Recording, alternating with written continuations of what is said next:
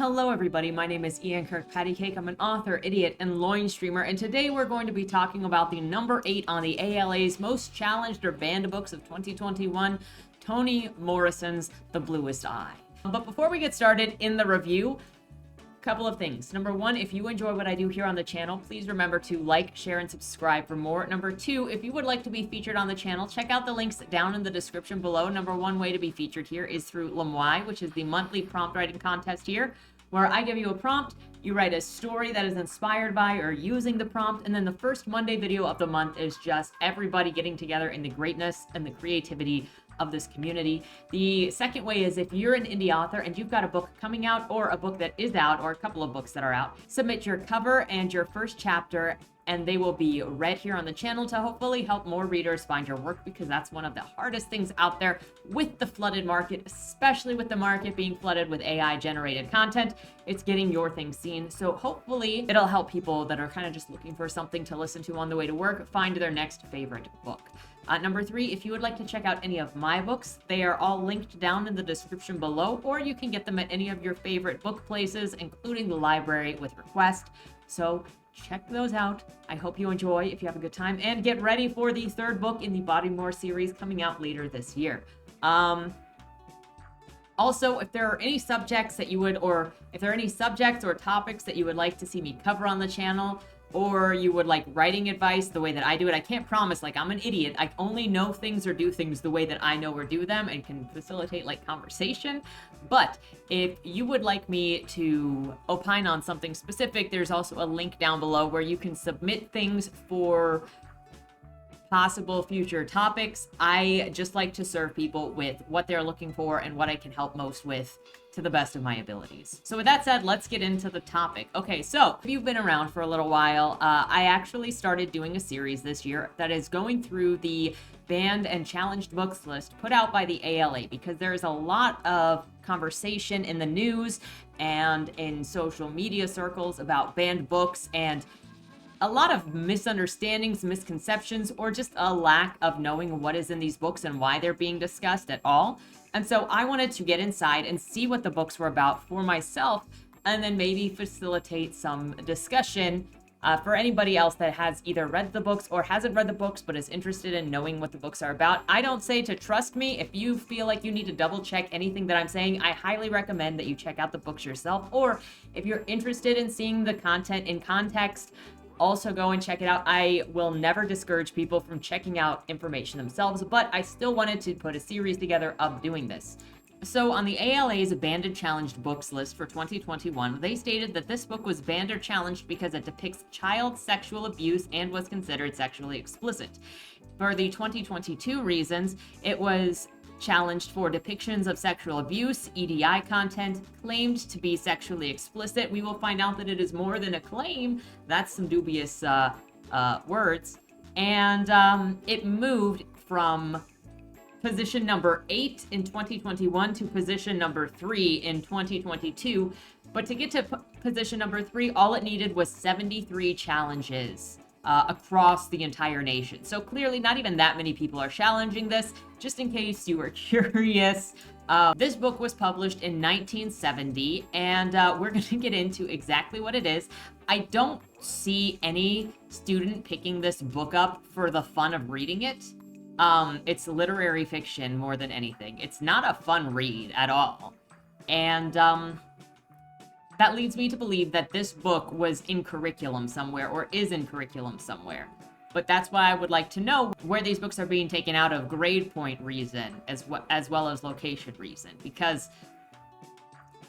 you've got This Book is Gay and The Bluest Eye on the same list, and we're told one of them is not in curriculums, but then we're supposed to assume, where is The Bluest Eye coming from?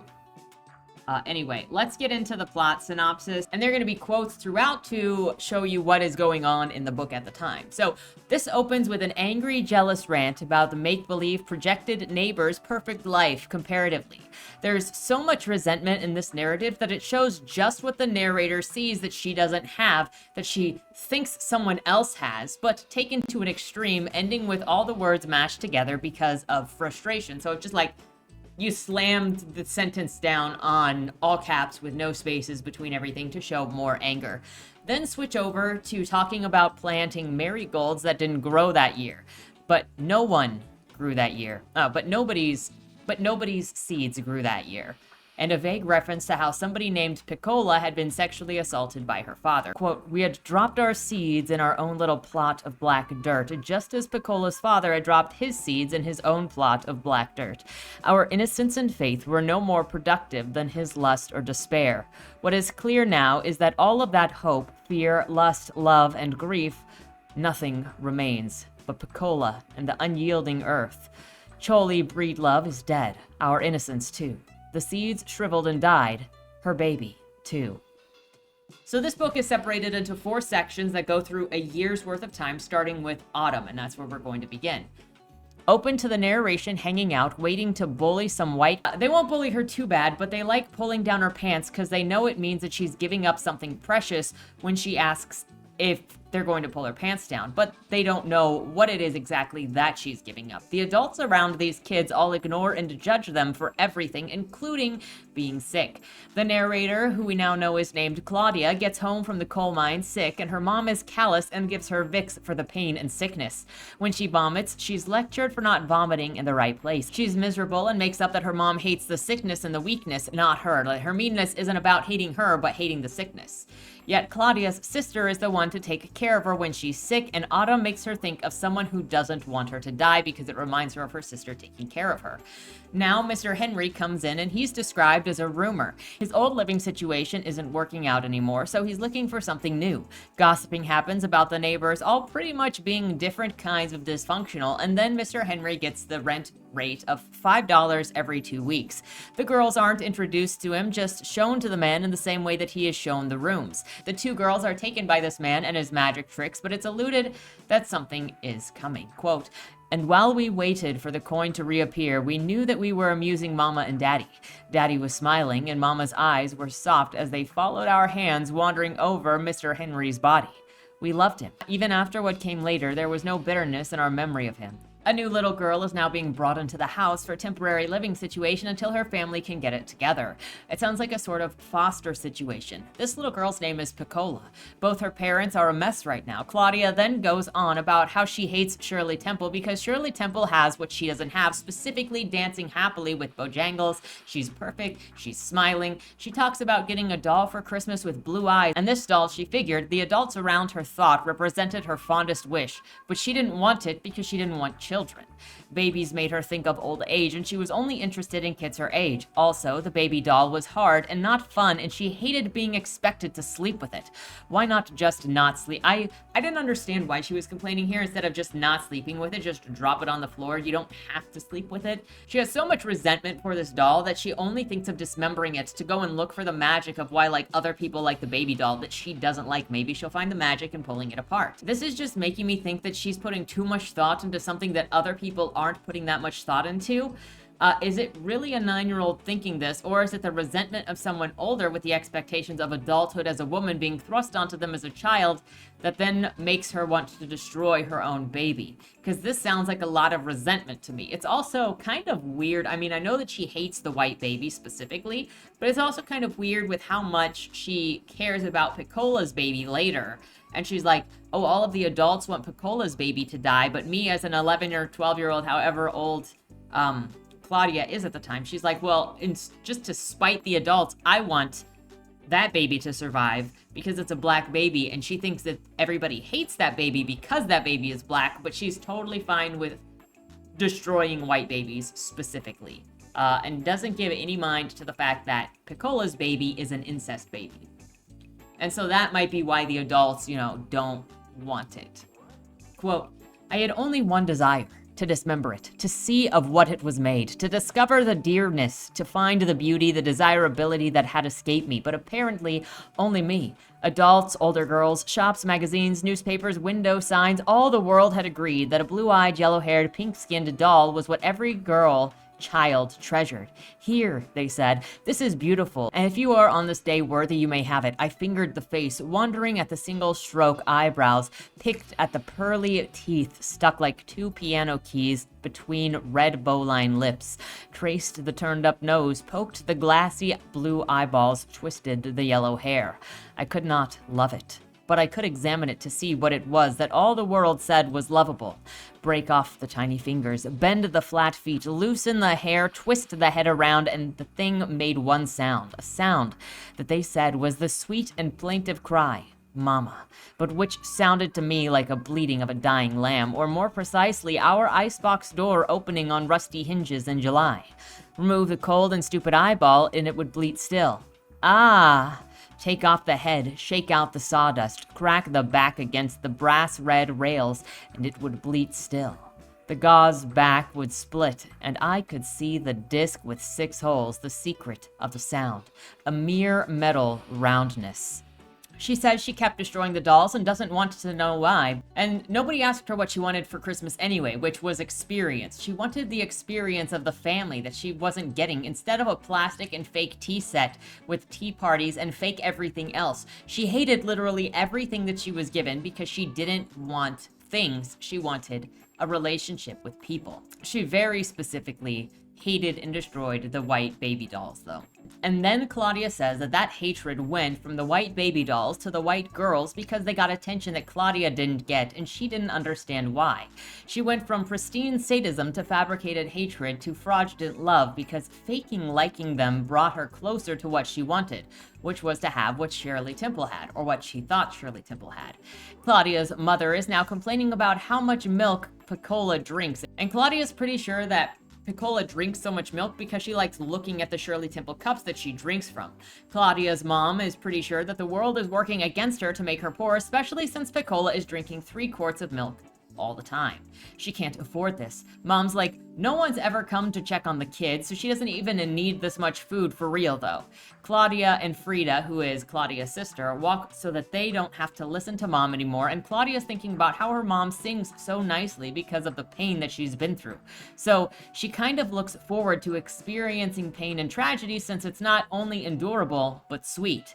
Then the 3 girls are trying to find something to do, but nothing is working and they're bored. Because Frida and Claudia have invited Piccola to go with them and they're trying to figure out what to do together. They talk about looking at Mr. Henry's porno, and that's a no. Piccola doesn't like nudie mags. What about the Bible? No. What about listening to the adults cuss over at the hotel down the street? No. Then suddenly Piccola is bleeding. So now they're talking about menstruation.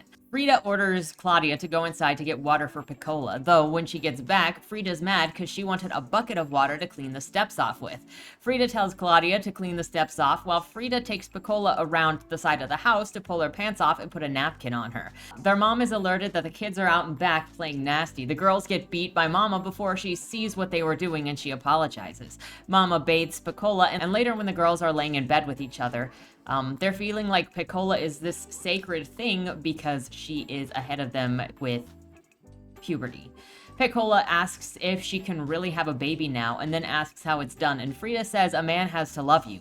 And when asked how you do that, Frida's already asleep, so Piccola doesn't get an answer. Now we're talking about an old abandoned warehouse and a busted couch and no good memories at the Breedlove's house. Now the Breedloves are Piccola's family, or at least the Breedlove is Piccola's mother's surname. There's this long segment about a couch that was busted once it got onto the moving ban, and the store wouldn't take responsibility for it, and so this nasty couch deteriorated, but also caused a ton of resentment all over the house. Getting into a monologue about how the Breedloves were ugly, but it wasn't their fault they were ugly because of their convictions. Quote, except for the father Choli, whose ugliness, the result of despair, dissipation, and violence directed toward petty things and weak people, was behavior. The rest of the family, Mrs. Breedlove, Sammy Breedlove, and Piccola Breedlove, wore their ugliness, put it on, so to speak, although it did not belong to them. The eyes, the small eyes, set closely together under narrow foreheads, the low, irregular hairlines, which seemed even more irregular in contrast to the straight, heavy eyebrows, which nearly met. Keen but crooked nose with insolent nostrils. They had high cheekbones and their ears turned forward, shapely lips which called attention not to themselves but to the rest of their face. You look at them and wonder why they were so ugly. You looked closely and you could not find the source. Then you realized that it came from conviction. Their conviction. It was as though some mysterious, all-knowing master had given each one a cloak of ugliness to wear, and they each accepted it without question.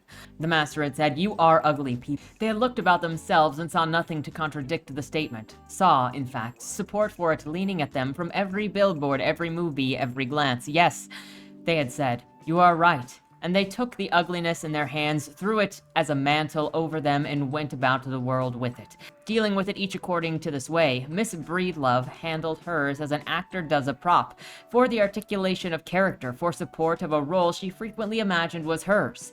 Martyrdom.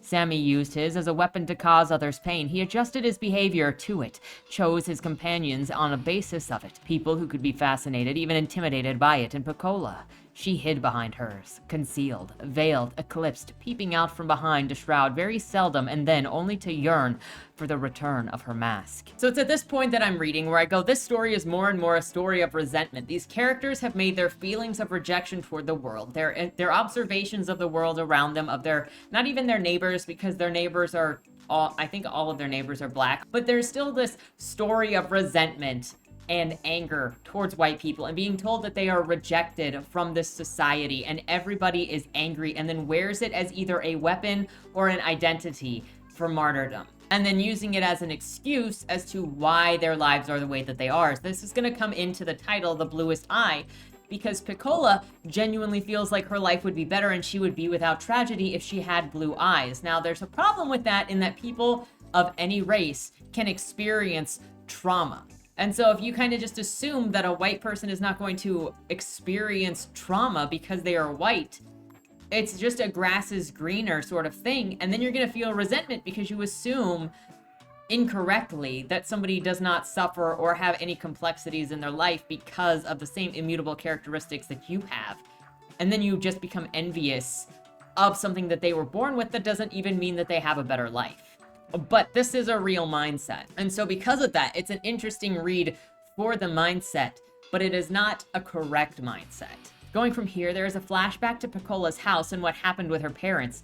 Her dad's a drunk, her mom's cold, and she goes to yell at him about how she's cold, so he needs to go outside and light the fire and get coals to keep them warm. Meanwhile, he's hungover and came in that way last night, and that means that the fighting between the parents is going to be calculated and violent. Then there's the justification that the way that Choli, the father, gave Mrs. Breedlove a reason to punish him, and that they both got what they needed out of each other through the fights. Breedlove was an upstanding Christian woman, and by that she was interested not in redemption, but in judgment and passing punishment for that judgment. Quote, Mrs. Breedlove considered herself an upright and Christian woman, burdened with a no-count man whom God wanted to punish. Choli was beyond redemption, of course, and redemption was hardly the point. Mrs. Breedlove was not interested in Christ, the Redeemer, but rather Christ, the Judge. Often she could be heard discoursing with Jesus about Choli, pleading with him to help her strike that bastard down from the peak knuckle of pride. And once, when a drunken gesture catapulted Choli into the red-hot stove, she screamed, "Get him, Jesus! Get him!" If Choli had stopped drinking, she never would have forgiven Jesus. She needed Choli's sins desperately. The lower he sank, the wilder and more irresponsible he became, the more splendid she and her task became. In the name of Jesus. Then there's more stuff about the parents having a violent relationship, violent sex, abhorring each other. Also, Choli raped a young girl and got beat by white men who caught him. We'll come back to this later because it is later detailed in the story. But that was the characterization here, though it sounds like they let him finish and then he hated that white girl for it. Piccola always dreams of disappearing and tries to make herself disappear. Piccola is a target at school for being different, including being used as a target just for other kids to mock the boys when they go, "I bet you would like Piccola, you like the ugly ones, don't you?" She wonders if she had prettier eyes, blue eyes, would her parents still fight in front of her, or would they not do it because they didn't want to taint her pretty eyes? This is where we're going to start seeing the use of blue eyes as a better life. This is just someone who is in an abusive household who wants better, assumes others have better because of their race, but abuse exists in all kinds of houses with all kinds of races. Not that a kid can't and won't think like this when they see things that they want and they don't have, and they have to make assumptions as to what those things are, but also there's a level of learning this from your parents. So if your parents say that white girl over there has a better life than you and it's because she's white, then your child is going to pick that up and also go, that white girl has a better life than me and it's because she's white. She doesn't get abused because she's white.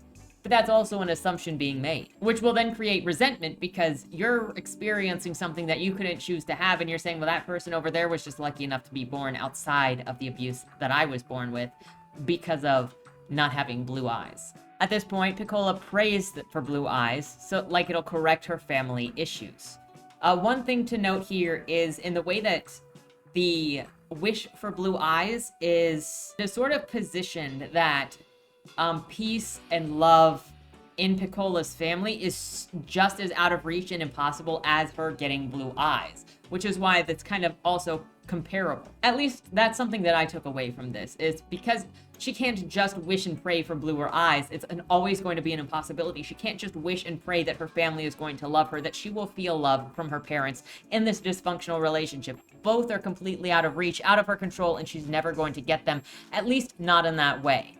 Now, the difference here for me is that she's also thinking that she can't make love happen herself, which is a terrible mindset to put anybody in if they're in an abusive relationship. You can heal, you can create your own family, you can get into a better position. You may not ever be able to recover or have a relationship with your abusers. At some point, that's just not happening. But you can escape the cycle of abuse, the family of abuse, and actually be cherished and actually know love. You can't really change the color of your eyes. You can find love from an abusive household, though. So there's still this juxtaposition here that the bluest eyes are impossible to get, and so Piccola is also going to have an impossible time getting love. Piccola then leaves her house to get candy, and the shop owner is white, and she's thinking about how he doesn't like her or care about her, and that all white people have distaste and disgust for her because she's black. She struggles getting candy because she's nervous, and she thinks he's rude and hateful, and then leaves, and she's angry and wants to be angry. She even thinks about how eating the candy called Mary Jane is like eating her and destroying her and becoming her. And by her, I mean Mary Jane. She's imagining that candy called a Mary Jane is like eating a little white girl. And then as she eats that Mary Jane, she becomes Mary Jane. Because the mascot of Mary Jane is a little white girl. Piccola is then visiting with these 3 women in the building that she lives in with her family, and they are all prostitutes. She asks them how they get men to love them and how they have so many boyfriends. The women are talking that they don't have boyfriends. Go into how they all got into prostitution, and it's just what it is. They aren't tragic. It's a power move that they all hate men. Don't worry about it. They all hate women as well. The only ones that they maybe don't hate are the true faithful church women. But these women will sleep with their husbands anyway. I just feel a little bad for the church women, that is, at the same time. Piccola just sits there with these women as they get ready for their night's work, and none of them would have stopped her if she wanted to become a prostitute like them because they value their work. Now we enter winter. A new girl starts coming to school. She's rich looking, super rich and pretty. She's also mixed race. Quote, a high yellow dream child with long brown hair braided into 2 lynch ropes that hung down her back. She was rich, at least by our standards, as rich as the richest of the white girls, swaddled in comfort and care. The quality of her clothes threatened to derange Frida and me. Patent leather shoes with buckles, a cheaper version of which we got only at Easter and which had disintegrated by the end of May. Fluffy sweaters the color of lemon drops tucked into her skirts with pleats so orderly they astounded us. Brightly colored knee socks with white borders, a brown velvet coat trimmed in white rabbit fur, and a matching muff. There was a hint of spring in her slow green eyes, something summery in her complexion, and a rich autumn ripeness in her walk. She enchanted the entire school. She's so perfect that everyone in school likes her. She's got such good-looking food that Claudia and Frida try to find ways to make fun of her and fail until they figure out that she's got dog teeth. Then they find out that she was born with 6 fingers and make fun of her for that too. Claudia's like, I was ready to be friends with her if she asked, but that's too dangerous because of how much I want to fucking hurt her if I am near her. Claudia invites her to walk home with her and Frida and Piccola. Frida is like, what the frick? Why did you invite that bitch to come with us? As they leave, a couple of black boys are ganging up on Piccola in the schoolyard. The girls all stand up against the boys together, but it's really when they see Maureen that they back off and the girls all leave together. Frida and Claudia are both surprised that Maureen is actually nice and being nice to Piccola. The girls go to an ice cream shop and Maureen buys ice cream for Piccola because of what she had just been through. Claudia is hoping that she gets ice cream too, even though she really wasn't getting picked on by the kids at school and really didn't do anything to get it. And Maureen is obviously being nice to Piccola because of the situation Piccola was in. Maureen and Piccola come out of the ice cream shop and they don't have ice cream for the other girls. Maureen warns Piccola to throw away the bottom of her ice cream without eating it because one time she knew this girl who was eating her ice cream cone and at the bottom of the cone was a fly. And ever since then, she's thrown away the bottom of the ice cream cone. Continuing home, they randomly start talking about menstruation again. Maureen asks Piccola if she'd ever seen a naked man and she says no, then gets defensive because where would she even have seen a naked man if there was one around? And she didn't look because it would be too weird and dirty for your dad to be naked around you, okay? Which kind of then implies that Piccola had seen her dad naked on probably more than one occasion in inappropriate situations. This results in Maureen eventually saying something about your black dad. Claudia is like, who are you calling black? And she said, you're black. And so then that turned into the swing. Claudia takes a swing at Maureen. Maureen runs down the street to get away from them, and then the girls start insulting her from across the street. As the girls walk away, Claudia realizes, or is thinking back, that Maureen didn't deserve their anger at that time, but they were envious, and that was a new feeling that she didn't really understand yet. Later, Claudia and Frida then leave home to get chips and or ice cream, and when they get back, Mr. Henry the Roomer is finishing up with some prostitutes. Mr. Henry lies about who the women were, then leaves, telling the girls not to tell their mom about this. Then it goes on about how the only way for a plain brown sugar-skinned girl to get anywhere positive in life is to erase what makes her have funk and fit in with the white people. Quote, here, they have learned the rest of the lesson begun in those soft houses with porch swings and pots of bleeding hearts. How to behave. The careful development of thrift, patience, high morals, and good manners. In short, how to get rid of the funkiness. The dreadful funkiness of passion, the funkiness of nature, the funkiness of the wide range of human emotions. Then there is some monologuing about how the black woman should be as a wife if she wants to live successfully. Quote, what they do not know is that this plain brown girl will build her nest stick by stick, make it her own in a viable world, and stand guard over its every plant, weed, and doily, even against him. In silence will she return the lamp to where she put it in the first place, remove the dishes from the table as soon as the last bite is taken, wipe the doorknob after the greasy hand has touched it. A sidelong look will be enough to tell him to smoke on the back porch. Children will sense instantly that they cannot come into her yard to retrieve a ball. But the men do not know these things, nor do they know that she will give him her body sparingly and partially. He must enter her surreptitiously, lifting the hem of her nightgown only to her navel. He must rest his weight on his elbows when they make love, ostensibly to avoid hurting her breast, but actually to keep her from having to touch or feel too much of it. As he moves inside her, she will wonder why they didn't put the necessary but private parts of the body in some more convenient place, like the armpits, for example, or the palm of the hand. Some place one could get to easily and quickly without undressing. She stiffens when she feels one of her paper curlers coming undone from the activity of love, imprints in her mind which one it is that is coming loose so that she can quickly secure it once he is through. She hopes that he will not sweat, the damp may get into her hair, and that she will remain dry between her legs. She hates the glucking sound that they make when she is moist. When she senses some spasm about to grip him, she will make rapid movements with her hips, press her fingertips into his back, suck in her breath, and pretend that she is having an orgasm. She might wonder again, for the 600th time, what it would be like to have that feeling while her husband's penis is inside her. The closest thing to it is that time that she was walking down the street and her napkin slipped free of her sanitary belt. It moved gently between her legs as she walked, gently, ever so gently, and then a slight and distinctly delicious sensation collected in her crotch. As the delight grew, she had to stop in the street, hold her thighs together to contain it. That must be what it is like, she thinks, but it never happens while he is inside her. When he withdraws, she pulls her nightgown down, slips out of the bed and into the bathroom with relief. And despite how much she gives up, nobody will appreciate her but her pet cat. Quote, or as she sits reading the uplifting thoughts in the Liberty magazine, the cat will jump onto her lap. She will fondle that soft hill of hair and let the warmth of the animal's body seep over and into the deeply private areas of her lap. Sometimes the magazine drops and she opens her legs just a little, and the two of them will be still together, perhaps shifting a little together, sleeping a little together until 4 o'clock. When the intruder comes home from work, vaguely anxious about what's for dinner. Interesting here that she thinks of her husband as an intruder in the relationship. This is not what she wants at all, but it is what she believes she has to do in order to have a successful life. Honey, you got something that you want to say that you're doing with the cat? Because there was also some weird implications in that quote, if you ask me, but let me know what you think.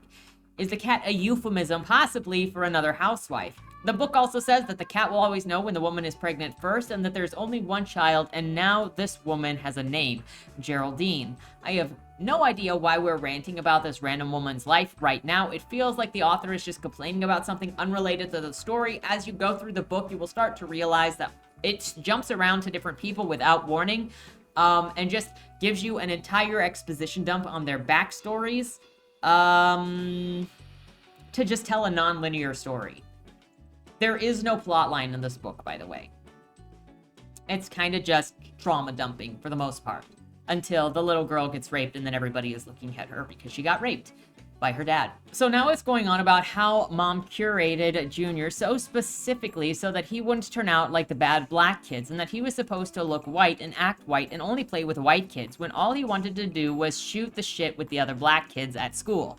Quote, Junior used to long to play with the black boys. More than anything in the world, he wanted to play king of the mountain and have them push him down to the mound of dirt and roll over him.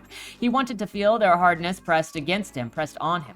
He wanted to feel their hardness pressed on him, smell their wild blackness, and say fuck you with that lovely casualness. He wanted to sit with them on the curbstone and compare the sharpness of jackknives, the distance and arcs of spitting. In the toilet, he wanted to share with them the laurels of being able to pee far and long. Now we switch over to Junior being outside in the yard when he sees Piccola and invites her into the house by saying that he has kittens inside. When they get inside, he throws his mom's cat into her face. In surprise, the cat obviously scratches Piccola. Piccola tries to get away from Junior, running around the house trying to get out the door, but Junior keeps jumping in front of the door, stopping her from leaving. When she's finally hidden away in another room, the cat comes to her and she starts petting it gently and is just having a nice time cooling down, relaxing from what just happened. This makes Junior really jealous, so he bursts into the room and swings the cat around the house, swinging it by its tail, just kind of doing this number until it actually dies. Geraldine, his mother, comes in and is like, what the frick happened here? Sees the cat, and Junior says that Piccola is the one that killed the cat. Geraldine goes through all of these assumptions about what poor black girls are like and how Piccola is beneath her and her son, and kicks Piccola out angrily because she and her son are better than Piccola. To me, this just looks like a way of saying no matter what you think of perfection on the outside, there are problems going on the inside. Claudia, Frida, Piccola, many of them keep thinking that the other people have better lives, and that they would have better lives if they had a different physical attributes. But then there's this mixed race kid who lives in this nicer house and he still has issues, obviously, and his mother has other issues. So the problem isn't what you are or what your demographics are, and isn't contained to your demographics. At least that's what I took away from this. Now we're in the section of spring. Back to Claudia and Frida. Claudia just got home and Frida is in her room sobbing. She says Mr. Henry was beat up by her dad because Mr. Henry touched her breast, which turned into a whole big thing with the neighbors involved and possibly a shotgun, and dad yelling about how mom should take Frida to the hospital to make sure that she wasn't ruined, and the idea of being ruined is why Frida is crying. They think ruined means becoming fat because the prostitute Minho Lin is fat and she was referred to, but China and Poland aren't fat. The girls assume that China and Poland aren't fat because they drink whiskey. So in order to keep themselves from getting ruined, the girls want to go and drink some whiskey too. They're going to go to Piccola because she probably knows where to get it and the two girls don't. When they get to Piccola's house, they run into Minho Lin, and Minho Lin invites the girls in to wait for Piccola to return because she's not at the house at the moment. But they say they can't because she's ruined and they don't want to get ruined too by hanging out with her. Minho Lin throws a bottle at them and the girls run off. They did learn where Piccola actually is though, and so that's where they've gone. Piccola's actually with her mother at a housekeeping job. They go inside while Piccola's mother is finishing up her duties, but spill a pie all over the floor. This little white girl who lives at that house sees the three girls in the house making this noise and making this mess, and she gets scared. The three girls get reprimanded by Piccola's mother, and the little girl is soothed from the fear that she's feeling from the intrusion in her house. Now we're suddenly doing a backstory for a woman named Pauline Williams. Turns out that this is Piccola's mother's name. So we just get this backstory of abuse and poverty and being good and cleaning houses now. How she dreamed longingly for a man to take her away from everything that she grew up in. So then Choli came along, and he romanced her with his singing and his music, and he was successful enough that they actually got to move to a different place, a more financially upper class place, but it was also a whiter place. And the white neighbors actually made her feel more uncomfortable because they were everywhere. And then the black people in that neighborhood were different than the black people she was used to. They talked differently, they had different standards, and she felt like she was being judged for not being the right kind of black person in order to get along with those people. She gets a little codependent with Choli because she is so uncomfortable with the neighbors. And so Choli starts avoiding her because she is a little too demanding now.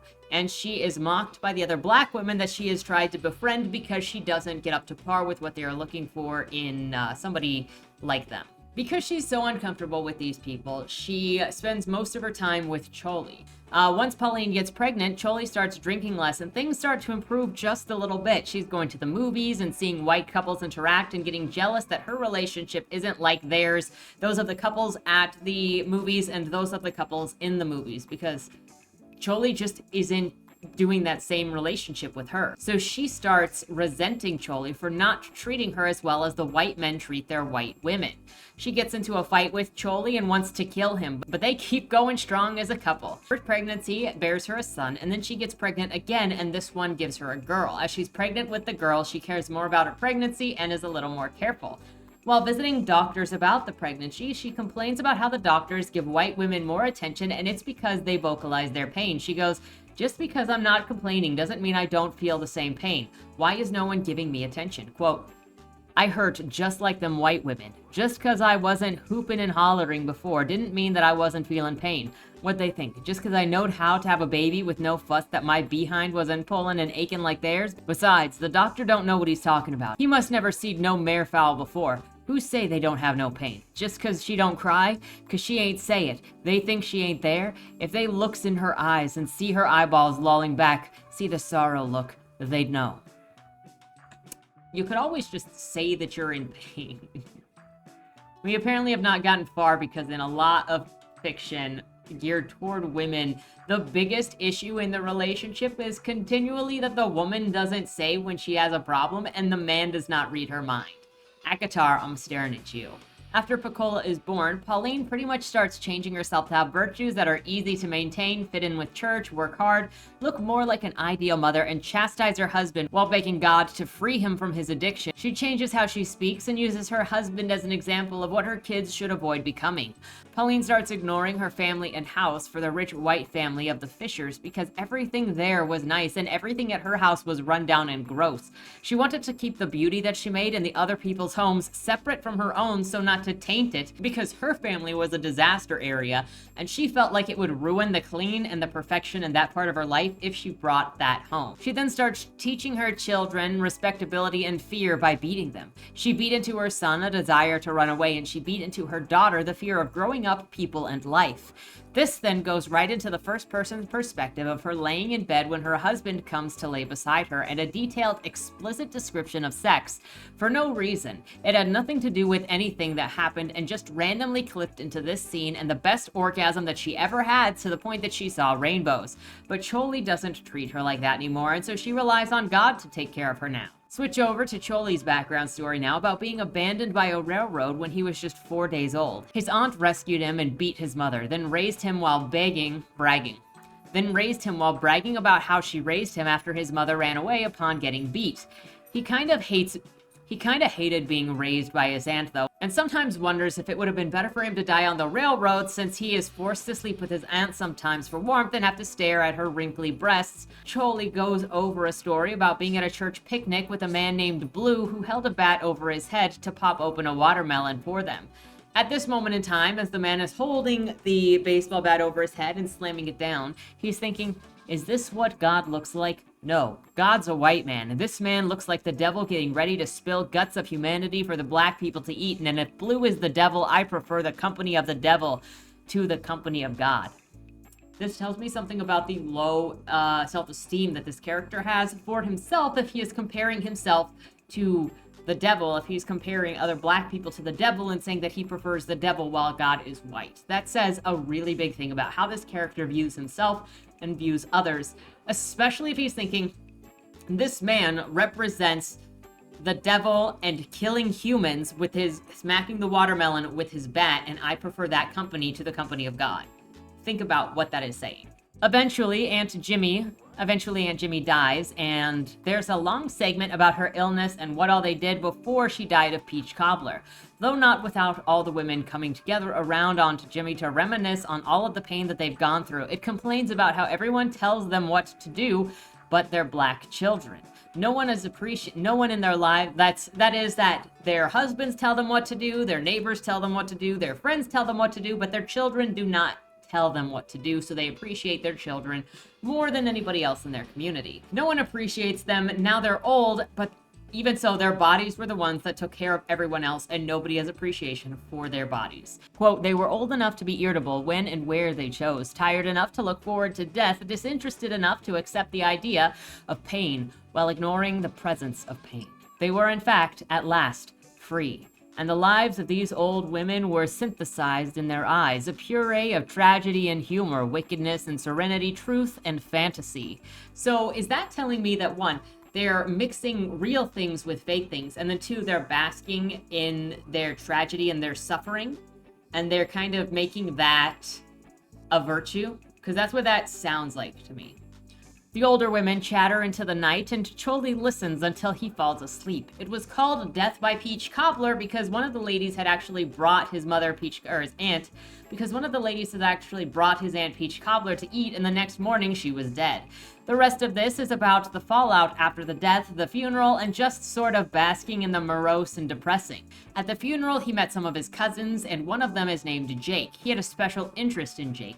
The boys go and pick up some chicks at the funeral and run off to make out and have a time. After Choli runs off with some white girl named Darlene, they're flirting and dirty from the grapes that they were running through the fields of, and they're touching, and this leads to them having sex. While going at it, a couple of white guys comes up going, go on, make it good. Which I think this is a reference to earlier back when it was talking about Choli had raped a girl and some guys had come up on him. Based on this situation, obviously that hadn't happened, and the guys kind of just push it, taunt him, make him perform because there's a group of them, even though he doesn't want to perform, and this causes him to hate Darlene, even though 2 seconds ago he was enjoying. Quote, Choli, moving faster, looked at Darlene. He hated her. He had wished that he could do it. Hard, long, and painfully. He hated her so much. The flashlight wormed its way into his guts and turned the sweet taste of muscadine into rotten, fetid bile. He stared at Darlene's hands covering her face in the moon and lamplight. They looked like baby claws. So the guys are here taunting Choli to keep pounding into Darlene. The white guys hear their dogs and then eventually leave. Choli thinks about how much he wants to strangle Darlene in that moment, that even though she didn't do anything.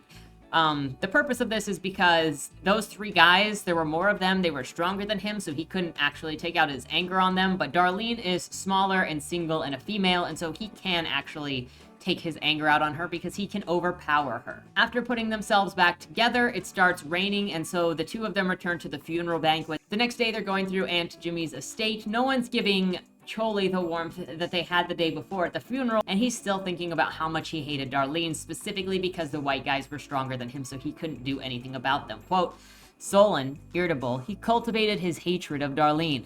Never did he once consider directing his hatred toward the hunters. Such an emotion would have destroyed him. They were big, white, armed men.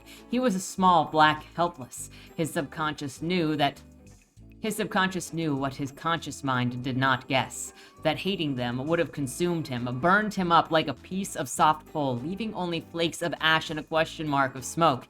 He was, in time, to discover that hatred of white men, but not now. Not in impotence, but later. when the hatred could find sweet expression. For now, he hated the one who had created the situation, the one who bore witness to his failure, his impotence, the one whom he had not been able to protect, to spare, to cover from the round moon glow of the flashlight, the he-he-he's. He recalled Darlene's dripping hair ribbon flapping against her face as they walked back in silence in the rain. The loathing that galloped through him made him tremble. There was no one to talk to. Old Blue was too drunk too often these days to make sense. Besides, Choli doubted if he could reveal his shame to Blue. He would have to lie a little to tell Blue. Blue, the woman killer. It seemed to him that lonely was much better than alone. Now he's worried that Darlene might be pregnant. He used to blame his dad for leaving his mom pregnant and alone, but now he kind of gets it because he doesn't want Darlene to be pregnant. So he is going to go off to see his dad because his dad would know what to do if Darlene is pregnant. Now this is kind of important. He says that he never knew how to be a father, so he didn't know how to deal with the idea of sleeping with one person or interacting with children. So when he interacts with his kids, he did it with his emotions in the moment, which were explosive, which were not specifically catered towards children. And this will become important because this is the justification it gives us later for his raping his 11-year-old daughter. Quote, "But the aspect of married life that dumbfounded him and rendered him totally dysfunctional was the appearance of children. Having no idea of how to raise children, and having never watched any parent raise himself, he could not even comprehend what such a relationship should be. Had he been interested in the accumulation of things, he could have thought of them as material heirs. Had he needed to prove himself to some nameless others, he could have wanted them to excel in his own image for his own sake. Had he not been alone in the world since he was 13, knowing only a dying old lady who felt responsible for him and whose age, sex, and interests were so remote from his own, he might have felt stable connections between himself and his children. As it was, he reacted to them, and his reaction was based on what he felt at that moment." But this entire segment of his backstory is just to set up the raping of his daughter. Quote, "So, it was on a Saturday afternoon in the thin light of spring. He staggered home, reeling drunk, and saw his daughter in the kitchen. She was washing dishes, her small back hunched over the sink. Choli saw her dimly and could not tell what he saw or what he felt.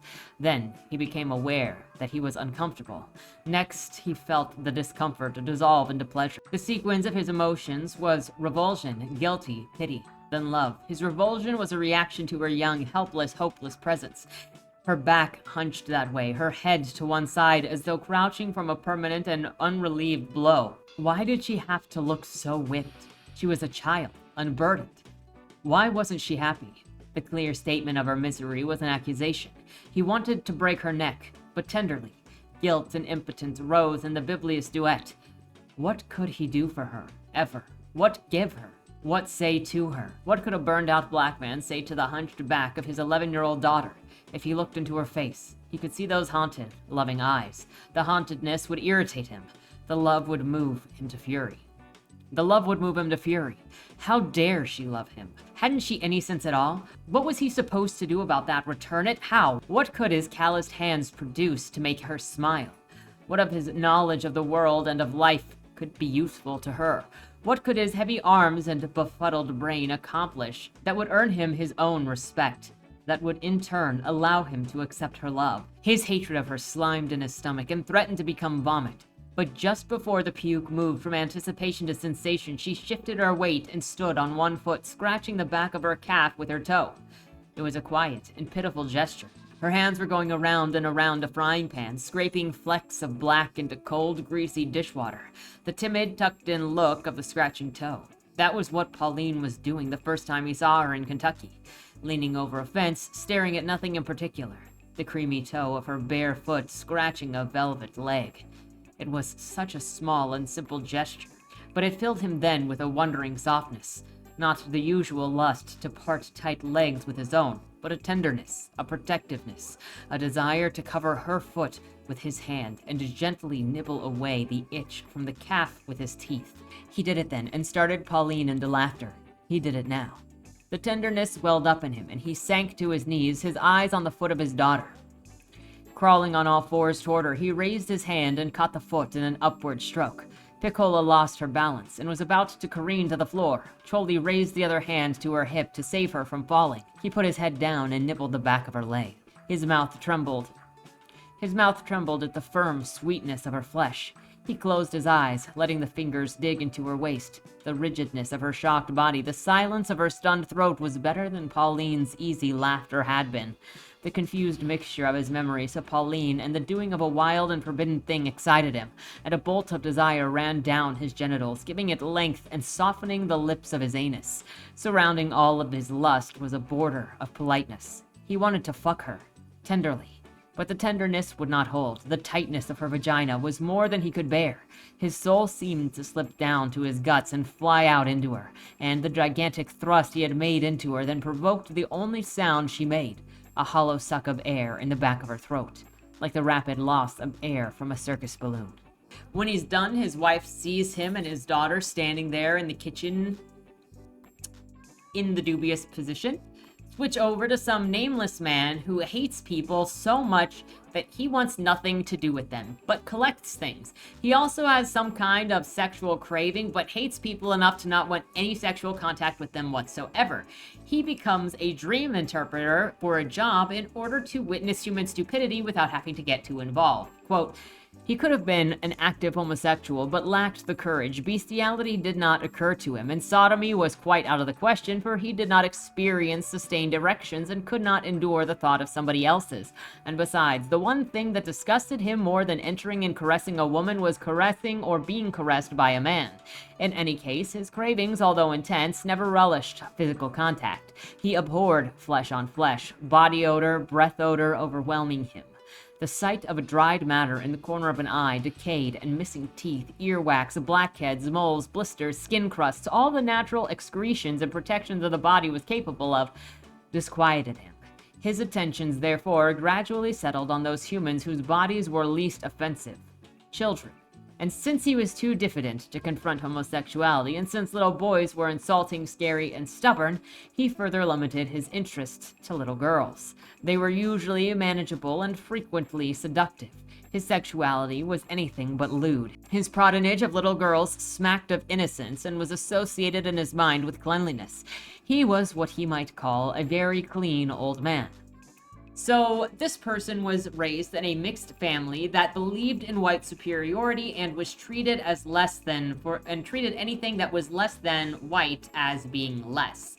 There was an accidental inbreeding and someone became a cult leader and someone else's wife died during childbirth, and now we switch to that person who is the child of the mixed couple. It was a black man and an Asian woman, I believe, and he is this human-hating person named Elihu. He met a girl named Velma who didn't stick around later, and that will be slightly recurring because this section is not very long and this character is not recurring. This is the only section that this pedophile is in, and we get a whole perspective from him telling us how attracted he thinks children are. Toni Morrison, I need answers why you thought this was necessary for this book. Because in general, it has nothing to do with anyone or anything. Elihu couldn't get a job and couldn't figure out what he wanted to do with his life. I just sort of floated around for a while before his dad stopped supporting him because he was a good-for-nothing. Then he moved in with an old woman named Bertha Reese, who had a dog that at first he didn't care about it, but then it started to annoy him so much that he had determined he was going to kill it with poison. So he does this dream interpretation work and talks about how God made mistakes by making evil and not seeking out his counsel when creating humans because human beings are a mess and they wouldn't be a mess if God had talked to him first. Then, one day, a little black girl appears to him to ask Elihu to make her eyes blue so that she might experience a better world. Here, Elihu feels very bad for this little girl and wishes that he actually had the powers to grant these people help when they come in for wishes, because this is the first person that he's actually wanted to help because the little girl is so pitiful. He gives her the poisoned dog food that he's made and tells her to feed the dog that is outside. If the dog does not respond to the dog food, then it means her wish was rejected. However, if the dog behaves oddly, it means that her wish was granted and tomorrow she will wake up with blue eyes. After the little girl witnesses the dog seize and die from the food, she runs off and Elihu writes a letter to God chastising him for creating humanity, how Velma left him like he was a hotel room with no affection and just a thank you for the night, brosif, and then how he is attracted to little girls. Quote, that, Heavenly Father, was how she left me, or rather, she never left me, because she was never, ever there. You remember, do you, how and of what we are made? Let me tell you now about the breasts of little girls. I apologize for the inappropriateness. Is that it? The imbalance of loving them at awkward times of day, and in awkward places, and the tastelessness of loving those which belong to a member of my family. Do I have to apologize for loving strangers? But you too are amiss here, Lord. Why did you allow it to happen? How is it that I could lift my eyes from the contemplation of your body and fall deeply into the contemplation of theirs? The buds. The buds are some of these saplings. They were mean, and mean and tender. Mean little buds resisting the touch, springing like rubber, but aggressive, daring me to touch, commanding me to touch, not a bit shy, as you'd suppose. Slender-chested, finger-chested lassies. Have you ever seen them, Lord? I mean, really, seen them? One could not see them and not love them. You who made them must have considered them lovely, even as an idea. How much more lovely is the manifestation of that idea? I couldn't, as you must recall, keep my hands, my mouth, off them. Salt, sweet, like not quite ripe strawberries covered with a light salt sweat of running days and hopping, skipping, jumping hours. And now, consider, not according to my just deserts, but according to my mercy, the little black girl that came a-looning to me today. Tell me, Lord, how could you leave a lass so long, so lone, that she could find her way to me? How could you? I weep for you, Lord, and it is because I weep for you, that I had to do your work for you. Do you know what she came for? Blue eyes. New blue eyes, she said, like she was buying shoes. I'd like a pair of new blue eyes. She must have asked you for them a very long time. And you hadn't replied. A habit. I could have told her, a long ago habit broken for Job, but no more. She came to me for them. She had one of my cards. Card enclosed. By the way, I added Micah. Elihu, Micah Whitcomb. But I am still called Soaphead Church. I cannot remember how or why I got the name. What makes one name more of a person than another? Is the name the real thing then? And the person only what the name says? Is that why, to the simplest and friendliest of questions, what is your name put to you by Moses? You would not say, and said instead, I am who I am. Like Popeye? Yam what I am. Afraid that you were, weren't you? Afraid you were, weren't you, to give out your name? Afraid they would know the name and then know you? Then they wouldn't fear you? It's quite all right. Don't be vexed. I mean no offense. I understand. I have been a bad man too, and an unhappy man too. But someday I will die. I was always kind. Why do I have to die? The little girls. The little girls are the only things that I'll miss. Do you know that when I touched their sturdy little tits and bit them, just a little, I felt I was being friendly. I didn't want to kiss their mouths or sleep in the beds with them or take a child bride of my own. Playful, I felt, and friendly. Not like the newspaper said, not like the people whispered, and they didn't mind at all. Not at all. Remember how so many of them came back? No one would even try to understand that. If I'd been hurting them, would they have come back? 2 of them, Doreen and Sugar Babe. They'd come together. I gave them mince money and they'd eat ice cream with their legs open while I played with them. It was like a party, and there wasn't a nastiness, and there wasn't any filth, and there weren't any odors, and there wasn't any groaning. Just the light, white laughter of little girls and me. And there wasn't any look, any long, funny Velma look afterwards. No look that makes you feel dirty afterwards, that makes you want to die. With little girls, it is all clean and good and friendly. You have to understand that, Lord. You said, suffer, little children, come on to me, and harm them not. Did you forget? Did you forget about the children? Yes, you forgot. You let them go wanting, sit on the road shoulders, crying next to their dead mothers. I've seen them charred, lame, halt. You forgot, Lord. You forgot how and when to be God. That's why I changed the little black girl's eyes for her. I didn't touch her, but I gave her those blue eyes that she wanted. Not for pleasure and not for money. I did that. I did what you did not, could not, would not. I looked at that ugly little black girl and I loved her. I played you, and it was a very good show. I have caused a miracle. I gave her the eyes. I gave her the blue, 2 blue eyes, cobalt blue, a streak of it right out of your own blue heaven. No one else will see her blue eyes, but she will, and she will live happily ever after. I have found it, meet and right so to do. Now you are jealous. You are jealous of me. You see, I too have created, not aboriginally, like you. But creation is a heady wine, more for the taster than the brewer, having therefore imbibed, as it were, of the nectar. I am not afraid of you, of death, not even of life, and it is all right about Velma, and it's all right about Papa, and it's all right about greater and lesser anthills. Quite all right. Quite. With kindest regards. I remain. Then he finishes writing the letter, doesn't mail it because he doesn't have any wax. Also, where would he send it to even? And then he falls asleep to not listen to the old lady as she sees her dead dog outside when she comes home. That is the start and the end of this perspective. Now we move in to the final section of the book, which is summer.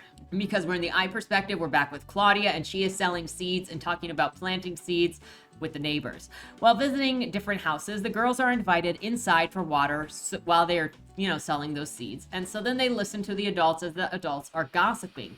The gossip is about Piccola, because now she is pregnant from when her father raped her. Her mother also beat her for having slept with her father, and dad has now left. And she's got no way of keeping...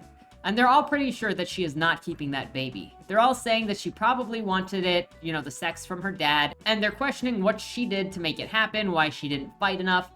But they really don't know. They're just all assuming and gossiping as you do.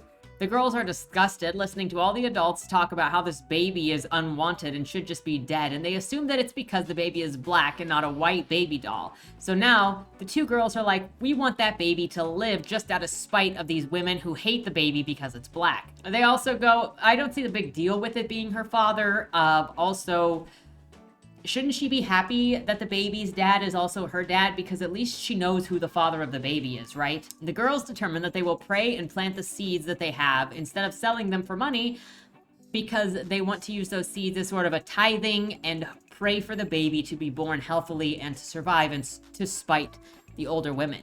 Now we switch over to Piccola as she's talking to a voice in her head, and it's an imaginary friend who's saying that she has the bluest eyes. And the two of them go back and forth about how blue her eyes are. At this point, the references to the blue eyes is her pregnancy with her father's baby, and all of the adults are now looking at her funny, but she is pretty sure that they're looking at her because she has blue eyes. Her mother forced her to drop out of school. She's pretty sure it's because the teachers were prejudiced against her with her blue eyes. And then Piccola questions if the character she's talking to is even a real person. This goes into that character saying that Choli, which is Piccola's father, makes people do things, and how Choli made Piccola get sexual, and Piccola's like, no, he didn't make me, no.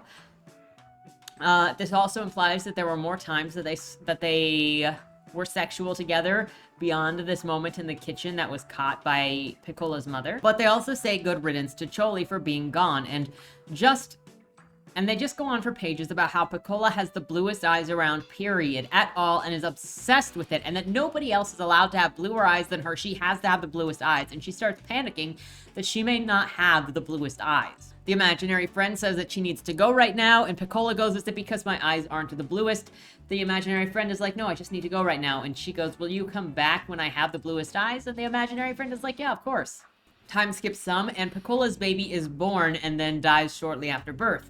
Frida and Claudia only see Piccola sometimes, but not often. People laugh and gossip about her, though. So this is what basically enter a sort of where are they now area, where we learn that Choli died, Sammy is gone, Piccola's mom is still cleaning houses, but her and Piccola have moved to the other side of town where they won't run into these neighbors that know everything that happened, and Claudia is opining on how they liked Piccola because having her around made the entire neighborhood feel better about themselves and their own lives, and it also stopped them from being bored because Piccola and her family were so insane. Quote, and Piccola is somewhere in that little brown house that she and her mother moved to on the edge of town, where you can see her even now once in a while. The bird-like gestures are worn away to a mere picking and plucking her way between the tire rims and the sunflowers, between Coke bottles and milkweed, among all of the waste and beauty of the world, which is what she herself was. All of our waste, which we dumped on her, of which she absorbed, and all our beauty, which was hers first, and which she gave to us. All of us, all who knew her, felt so wholesome after we cleaned ourselves on her. We were so beautiful when we stood astride her ugliness. Her simplicity decorated us. Her guilt sanctified us. Her pain made us glow with health. Her awkwardness made us think that we had a sense of humor. Her inarticulateness made us believe that we were eloquent. Her poverty kept us generous. Even her waking dreams we used to silence our own nightmares. And she let us, and thereby deserved our contempt. We honed our egos on her, padded our characters with her frailty, and yawned in the fantasy of our strength. And fantasy it was, for we were not strong, only aggressive. We were not free, merely licensed. We were not compassionate, we were polite, not good, but well-behaved. We courted death in order to call ourselves brave, and hid like thieves from life. We substituted good grammar for intellect. We switched habits to simulate maturity. We rearranged lies and called it truth, seeing in the new pattern of an old idea the revelation and the word. She, however, stepped over into madness, a madness which protected her, simply because it bored us in the end. Oh, some of us loved her. The minnow line and Choli loved her. I'm sure he did. He, at any rate, was the one who loved her enough to touch her, envelope her, give her something. Give something of himself to her, but his touch was fatal, and the something that he gave her filled the matrix of her agony with death. Love is never any better than the lover. Wicked people love wickedly. Violent people love violently. Weak people love weakly. Stupid people love stupidly, but the love of a free man is never safe. There is no gift from the beloved. The lover alone possesses a gift of love. The loved one is shorn, neutralized, frozen in the glare of the lover's inward eye. And now, when I see her searching the garbage, for what? The thing that we assassinated? I talk about how I did not plant the seeds too deeply, how it was the fault of the earth, the land of our town. I even think now that the land of an entire country was hostile to marigolds that year. This soil is bad for certain kinds of flowers. Certain seeds it will not nurture, certain fruit it will not bear. When the land kills of its own volition, we acquiesce and say that the victim had no right to live. We are wrong, of course, but it doesn't matter. It's too late. At least on the edge of my town, among the garbage and the sunflowers of my town, it's much, much, much too late. And that, my friends, is the end of the book. It sounds a lot like hopelessness, and there is no fixing anything because obviously some land is just hostile to all the seeds that you plant there, and there's just no fixing it. That's what I walk away from in the end of this, and there is so much hostility in this book that it just makes it seem like there is no hope, period, and everywhere these characters went, there was no hope, that even in their own neighborhood, they were hostile to their neighbors with no compassion. The only thing that they had was treating the people in worse off situations better so they could be around them, so they could feel better about themselves. Like, everybody in here is terrible, except for Piccola, who is just a victim. And then they want to blame other people for being worse when these guys are all terrible. Anyway, just quick notes because I want to know your thoughts on what you think of the story and as it's delivered. Have you read The Bluest Eyes? What are your thoughts on it? Some things about this are the anger in this is very much captured. The resentfulness, very strong technique in that. The technique for voice in this book is also very good. I don't think it's appropriate for middle schools. I don't think this needs to be in high schools either. Really. In general, it would be better for a class discussion of some kind than in a library, but we have no idea where this book is being challenged from because the ALA doesn't tell you that. Something that really comes out in this book is there is a lot of hatred toward white people, lots of self-hatred also towards black people from themselves, and then the projection of self-hatred onto the white kids and the white dolls, where the characters openly talk about wanting to hurt white girls. There's the pedophile that targets the white girls. There's Claudia that targets the dolls and then bullies all of the white girls, even targeting Maureen, who is a mixed race girl. And then you've got Choli, who wanted to strangle the white girl because she made him feel inferior, and then he was going to hate the white men later in his future. You also know that this is self-hatred because the characters are attacking other black characters for how they are, and even the boys that were beating up on Piccola, as far as I was aware, were black guys as well. Were black classmates. At the very least, even if it's not the content, which I think the explicit sex in this make this unnecessary, I think the explicit hatred in this makes it unnecessary. It only really needs to be in a probably college course talking about the elements of this book and the writing of this book. That's appropriate because this is very complex complexly written, especially with a pedophile point of view. Like, no, I'm not over that yet. But can we just agree that this book doesn't need to be in school libraries because it's taking up space from better books that could replace it? And I mean books that would better serve the population. This book is clearly written very masterfully with the style of the voice. There is no plot, though. It's a non-linear story that goes into exposition dumping in order to justify the terrible behaviors of the character before they're about to do something, though I don't know what the whole story with Guinevere and Junior or Guinevere and Junior had to do with anything, but more just random hate. I don't know why we needed to go into Elihu. There are better options, though, for better serving the teenager population, whether it's in class or if it's in the library. At the end of it, the book is overall negative, and so are there any YA, and this isn't even technically YA books, but what is the trend with giving kids books that are just, all of them are negative and nihilistic for the future? This book also contains the glorification of victimhood, martyrdom, and violence, that you are justified in doing what you're doing. I think that the perspective in this book is important to read and is a great perspective to experience through a book, because there are people that do think like this and you'll run into them plenty. So understanding how they think through characters that genuinely think that way through narratives like this is very important to better understanding other people. It has to do more with understanding nuance, understanding that just because a character has a perspective doesn't necessarily mean that the author is saying this perspective is correct or that this is the author's perspective, because you can express people's perspectives without agreeing with them. Like, I would put that in the case of I'm writing the book that has to do with Jeffrey Dahmer's storyline. And just because I write it from him and I don't disagree with him constantly to say, hey, this is wrong, doesn't mean that I'm justifying or supporting what he did. It's to show a perspective of an actual person and the psychology behind the choices that they made and the way they lived their lives. And that's what I see in The Bluest Eye. It's a character study, though. It's a character study between a large group of people that is very non-linear, and they kind of just pop into each other's lives, and the only thing that you have to flow through with is Piccola.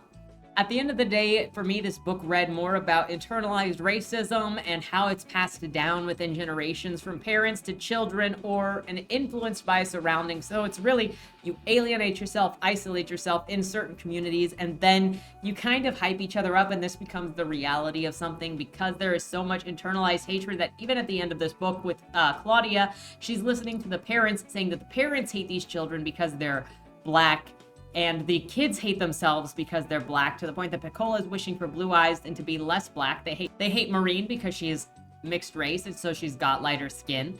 And and Claudia hates the baby doll because it's white. She believes at the end of all of this that the only reason the baby is hated is because it's Black. And she also believes that certain areas, places are just toxic and never going to grow plants. And sometimes it's even sabotaged for the growth of a certain something in a certain area, which is why she talked about not actually planting the marigolds that deep, is possibly because she's saying sometimes areas sabotage the growth of what is planted in them. So there is no hope, because sometimes people don't actually want something to grow. So then that kind of contrasts with her saying she wanted the baby to be born and they were planting for the prayers, but also she kind of planted things on purpose to not have them grow. So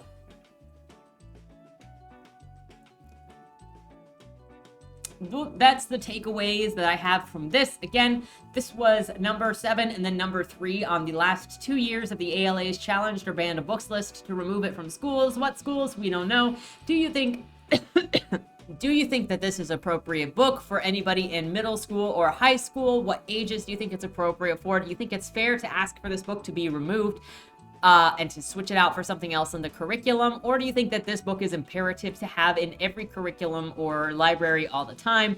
Let me know your thoughts in the comments down below. With that said, thank you so much for watching. Have a great weekend, and don't die.